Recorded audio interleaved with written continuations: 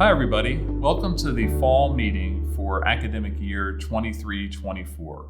My name is Michael Spagna, and I'm the Provost and Vice President for Academic Affairs. And because we had a tropical storm that was once in a 50-year phenomenon, we're doing this as part of a larger video cast as opposed to doing an in-person meeting. And I'm sorry about that because really the fall meeting is always a good kickoff to the year and celebrating us being back in community. So let me turn to our Provost report to share with you some of the highlights and some of the initiatives we'll be focused on in this upcoming year. First and foremost, I want to share with you that there are three large priorities we have in the Division of Academic Affairs. The first area is fulfilling our goals associated with the State of Diversity.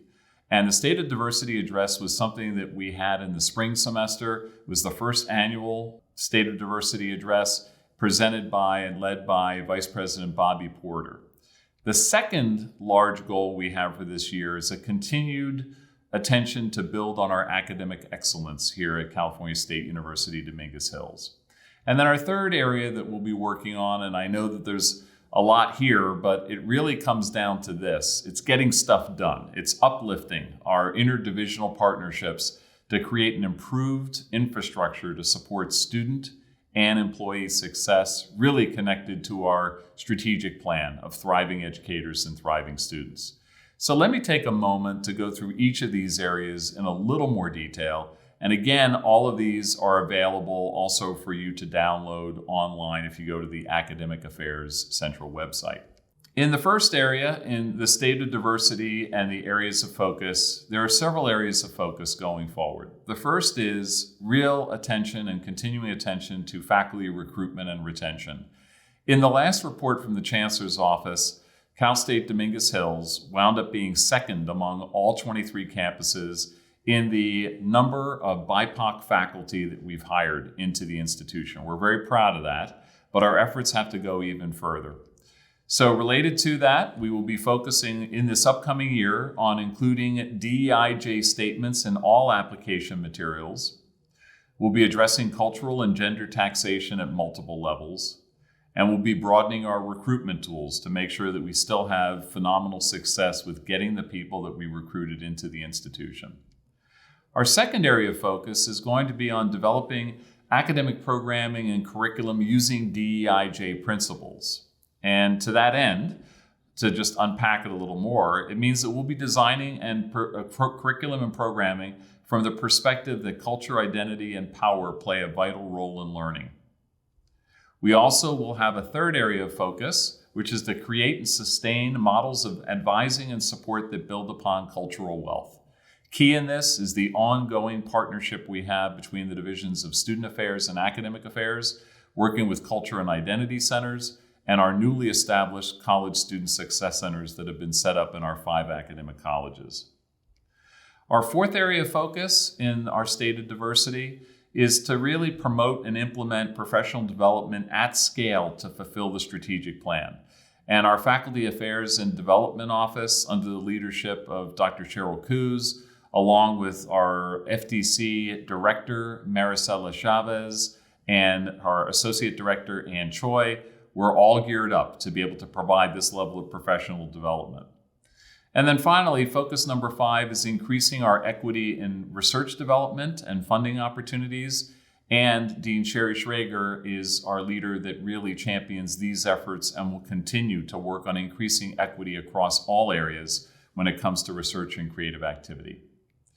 Our second large area that we'll be focusing on, a goal we have in academic affairs for this upcoming year, is to continue to build on what's become a wonderful record of academic excellence.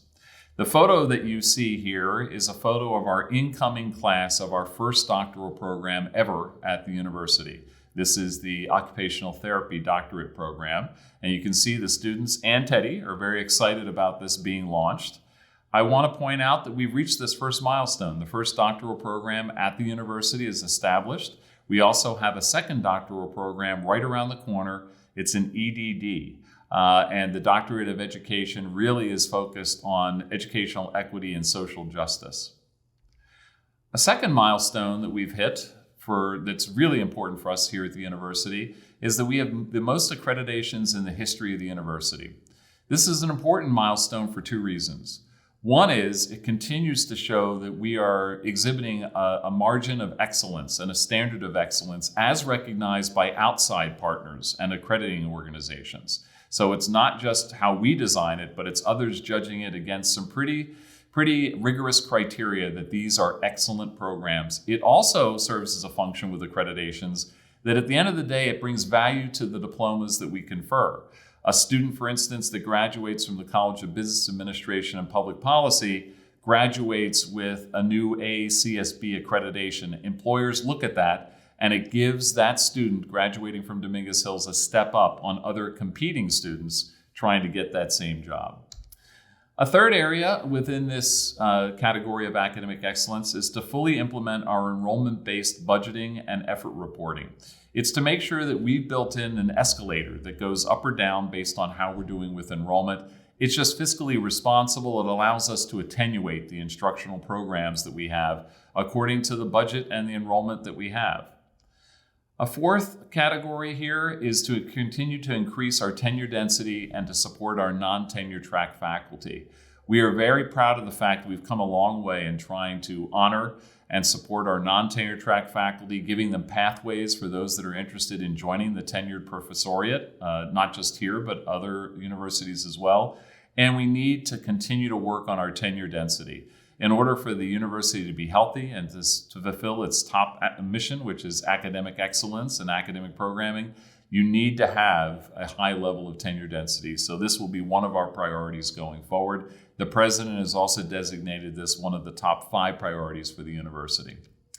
And we will continue to build out a world-class research infrastructure and increase extramural productivity along the lines of, I think in the recent year, Dean Schrager and her team in the Office of Sponsored Research and Programs, we are now at a milestone of having brought in $25 million in extramural support for research and creative activity.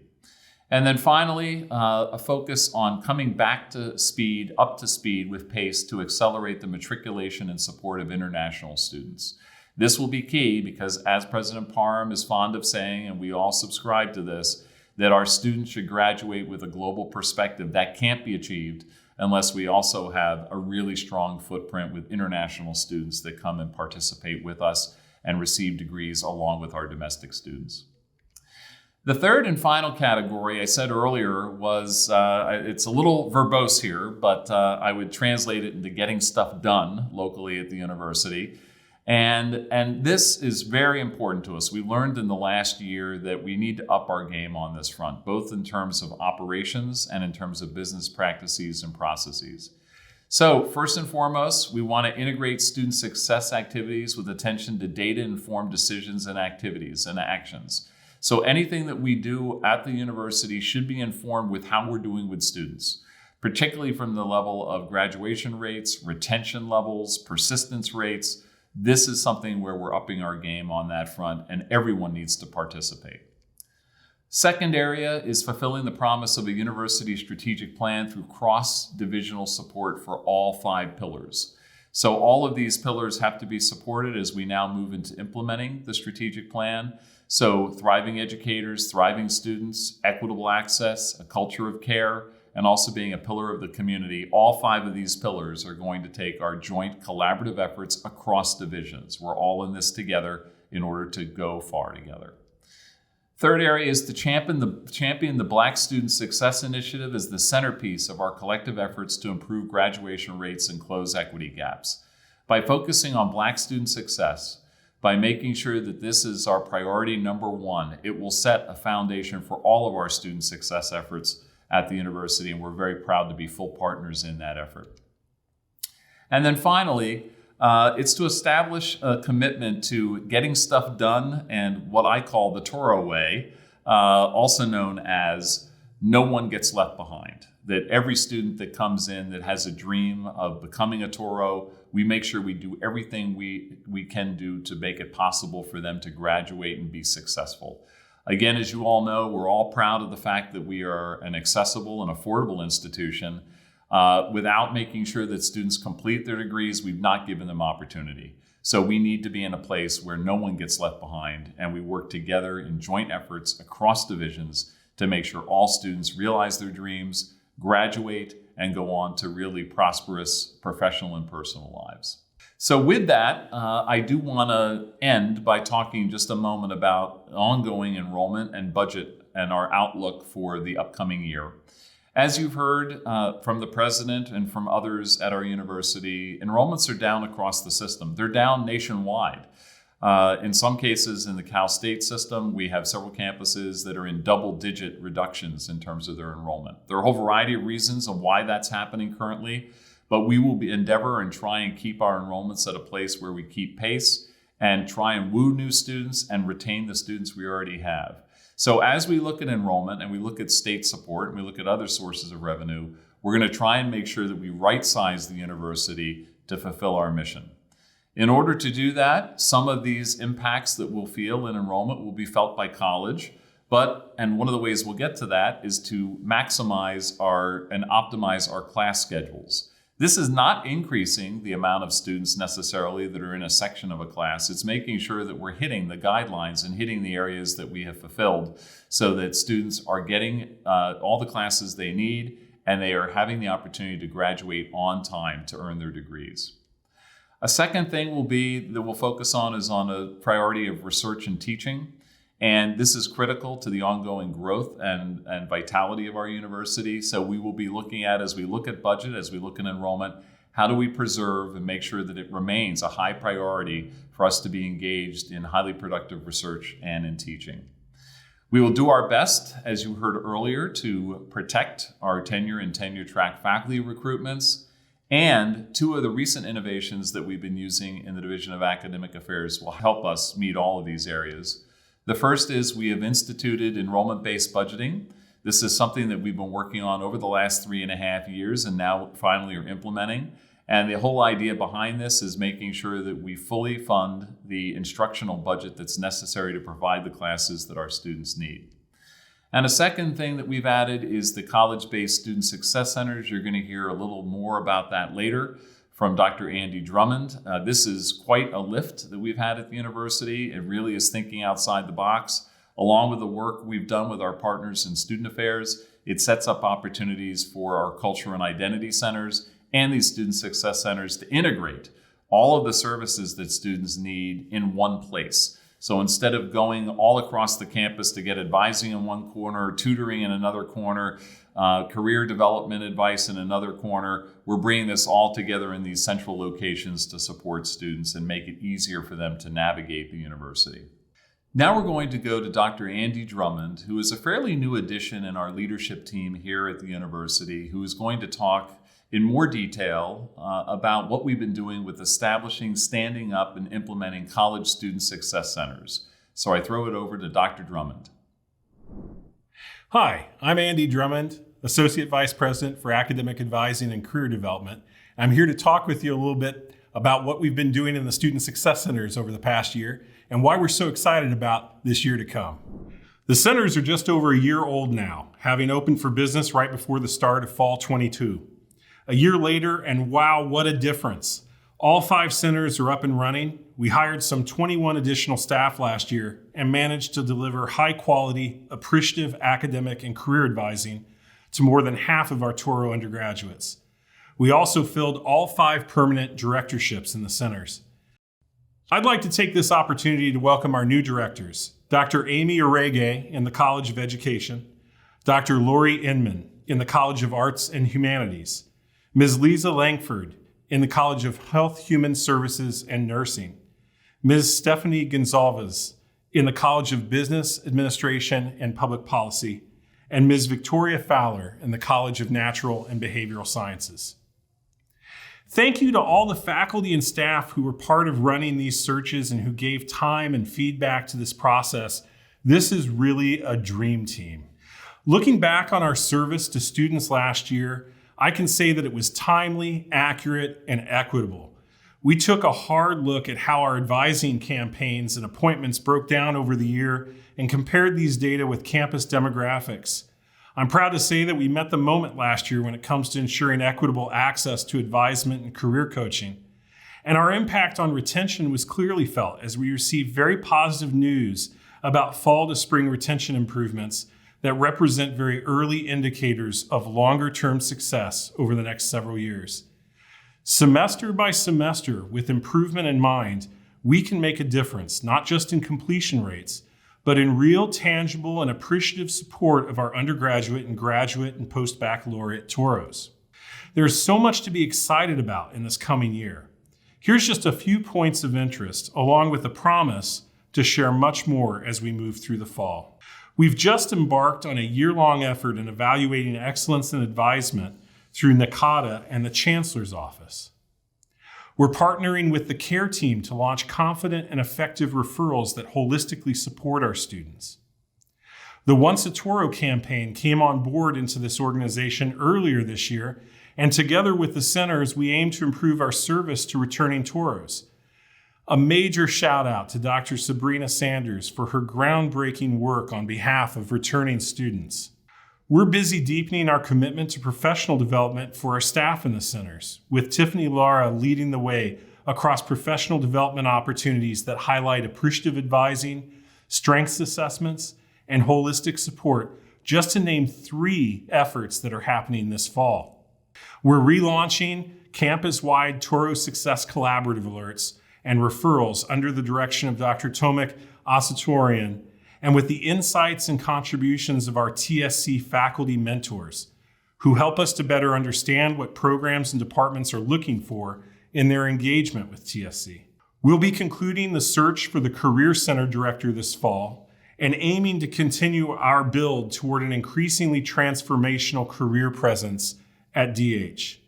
Shout out to Dr. Brenda Mendez for her groundbreaking work with the HSI Career Collaborative and her recent efforts connecting students with opportunities at Netflix. Finally, we're working with faculty fellows on imagining retention practices at a college level.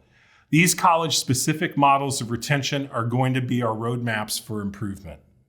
I'm getting excited just thinking about the year that lies ahead, and if you're as excited as I am, I want to just assure you we need your help. Please reach out directly to your Student Success Center or to me. We'll be going far together.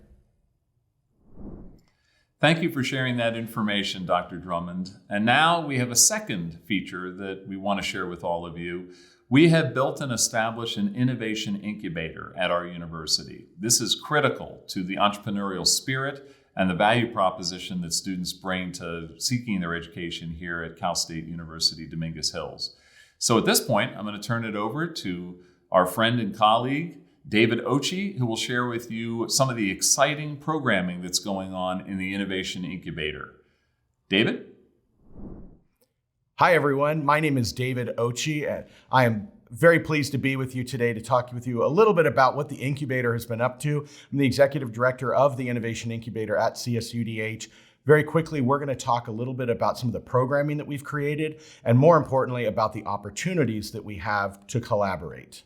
Our mission is to help empower members of CSUDH's community to transform their lives and their communities through innovation and entrepreneurship. How do we do that? Well, we've put together a team of student assistants that have really been rock stars in making it so that we create programming that can really impact the lives of not only of our students, but those in the community as well. We're housed on the second floor of the new Innovation and Instruction building. We're up, if you come up the steps, we're just to the right. We've got rooms 2100 through 2120. It's a ton of fun. Come on by anytime. We welcome you to use the space as much as possible. So what have we created? I want to highlight 4 programs for you today. I'll try to move through them quickly. My goal for you as you go through this is to find ways that you, no matter what department or college or whatever part of the campus you're in, there has got to be a way for us to collaborate. And my challenge to you is help us find what that is. Right? So the first one I talked to you about is called Catapult. It's something we've been piloting out of the incubator. We have tremendous talent in our students, especially in the when they get to their senior year. We are now partnering with startups to help them get some of the things they need done, utilizing some of the skills and talent that the students have learned from their classes. So you can imagine there's many courses where students are learning skills. There's a variety of different areas. We then look to create small teams of 3 to 5 of those students and have them led by an outside mentor, somebody from industry that has real experience working on that sort of thing in the industry. We then go find a talented startup or small business in the local community, and we say, here's a project. What's something that we could do to help that business, but also help those students gain some experience and meet and network with people in the industry? And let's set a nice, clean deliverable for them after 6 to 8 weeks. We've run a pilot of this, and it has gone very well. We did it with an accounting and a communications course, and we're launching a communications course shortly. We helped them set up QuickBooks, for example. The communications class created 10 deliverables that were all around integrated marketing and that sort of thing. So we've had so far 5 businesses that have completed the program, 5 mentors in charge of them. This has led, very importantly, to 2 internships with the small businesses, one of which turned into an actual full-time job. And another one of the mentors hired a student as an intern. And so the collaboration that can come from that is really valuable. My goal, and one way I see us being able to collaborate, is what could we do with your class where we could take the skills and talents that you're teaching your students, how can we apply those to the local small businesses and startups to really help the student gain a network as well as a portfolio piece to work with? Interestingly, our second program that has really become signature for us is a program called Alpha Start. And it effectively asks a simple question: what would you do with an extra $500 to $1,000 a month on 5 to 10 hours a week of work? Right? So we have been pooling this with students and saying, let's try figuring out what could we do to help you earn that, right? So we have now created a 1-day boot camp where we help the student come up with an idea, come up with a company name, get the domain name and all the social media handles that go with it, help them create a logo, a business card, a 1-page flyer, a website to go with that, email setup for that, link that website to an e-commerce engine, and then help them create 30 days of social media posts and get a Google AdWords campaign up and running. And are you ready for this? They do it all in 6 hours. The goal is for them to land their first sale. Right? Now, we've created new ways of using AI to make that possible, and we've had students be able to get through this. It is an empowering opportunity for them to find that side hustle, a tutoring business, walking dogs, it doesn't matter. But if they can earn that money, it really helps to alleviate some of the challenges that they face.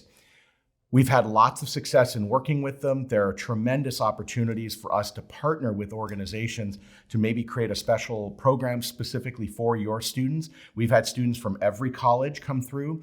The CBAP has been the largest college, but it only represents about 40% of the total students that have come through.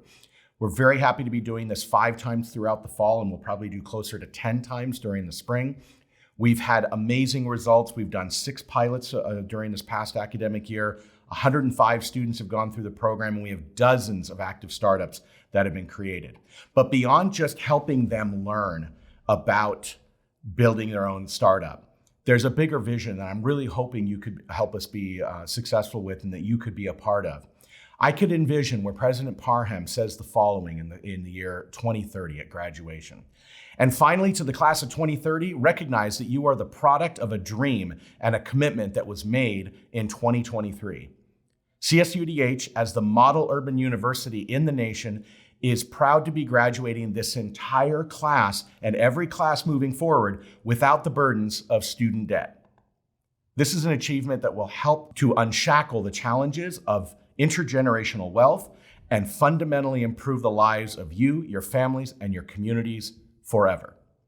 Now, I have to disclose, he hasn't said this, but my vision and what we want to accomplish at the incubator and what we'd love to collaborate with you on is making that vision come true, because we believe if we can help students earn $500 to $1,000 a month, it is the final puzzle piece in financial aid, or at least another puzzle piece to help them get through this. There's campus jobs, there's scholarships, there's endowments, there's all sorts of opportunities for them.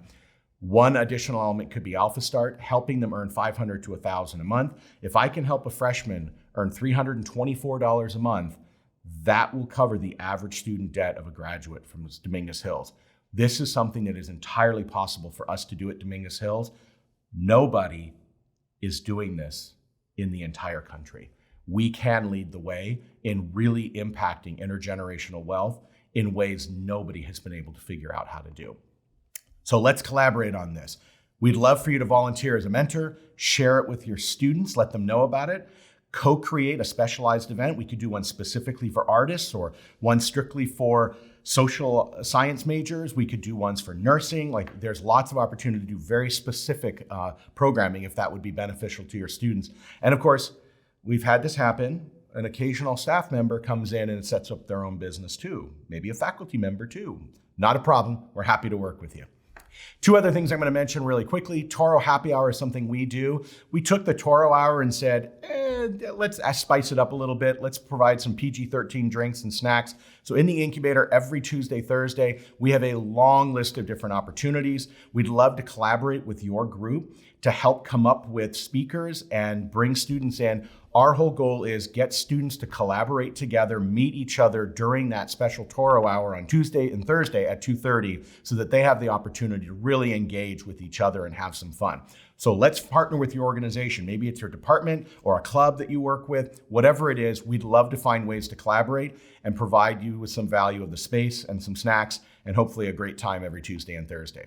And the last one I'll mention is, just in case you haven't heard, the City of Carson, we have been working with on the Small Business Growth Academy. It's something we run as a 10-week program on Friday mornings. We have 28 companies that are coming in right now from the City of Carson for this session. It's our third time doing it. And we believe, according to the mayor of Carson, is one of the reasons that the City of Carson has been nominated as a leading city, if not the leading city, for businesses in the local region. So we're very proud of that work. We would love for the opportunity to work with you on this. So if you would like to lead a session, if you believe you could help a small business collaborate, we would love that. And of course, businesses are always looking for mentors. And if you're willing to do that, we would love to collaborate with you or your students to make that happen. So in summary, let's talk about how we can collaborate. We believe I've listed here for you some potential ways. Between Catapult, Alpha Start, Toro Happy Hour, and the Small Business Growth Academy, there are plenty of opportunities for us to work with every single program that exists on this campus. We believe in collaboration. It is the only way for us to succeed, and we believe it is the way that Dominguez Hills will really be able to set itself apart from every other university in this country and really become a model urban university. So this QR code will provide you with access to a quick form to tell us how to collaborate. My small incentive for you, my call to action for you is take a look at this list and let's find a way to get together and chat about it. If you're willing to fill out this form and we're able to get together, I will pay for the coffee or the lunch or whatever it happens to be. I would love the chance to just have a discussion about how we can help you in your department, as well as help your students be able to succeed in ways they could only dream of. We really are at an interesting and exciting time at Dominguez Hills in ways we just have opportunities that are unheard of. And I'm excited to be here. I'm proud to be here, part of the Toro Nation. I'm proud to work with all of you, and I look forward to collaborating with you as we move forward in the future. Of course, if you have questions, feel free to reach out. We would love to be in contact with you. In the meantime, be safe, have a wonderful time, and go Toros. Thank you for joining us for the fall meeting. It's very important before we close out this conversation and this presentation that you get to put some faces with some names. So I want you to meet the vital personnel that are involved in our leadership team and academic affairs. You'll be meeting the deans and others as you'll hear from them as we all wish you well as we embark on a very exciting and what will prove to be a very successful 23-24 academic year. Hi, I'm Jessica Pandia. I'm the Dean of the College of Education. Hello, my name is Miss Soo Kim, Dean of College of Health, Human Services and Nursing.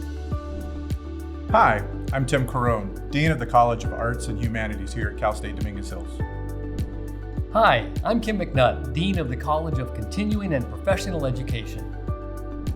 Hello, I am Joseph Wen, Dean of the College of Business Administration and Public Policy. Go Toro! Hello, my name is Stephanie Sterling Brazeley, and I am the Dean of the University Library. Hello, my name is Phil LaPolte. I'm Dean of the College of Natural and Behavioral Sciences. Hi, I'm Sherry Schrager, and I'm the Dean of Graduate Studies and Research. Hi, I'm Kim Costino, and I'm the Dean of Undergraduate Studies. Hi, my name's Ken O'Donnell. I'm the Vice Provost in the Division of Academic Affairs. I work in the Provost's office. I'm here pretty much every day. I love it here on campus. I've been here for about 7 years now, and I'm very pleased to welcome you to the coming academic year.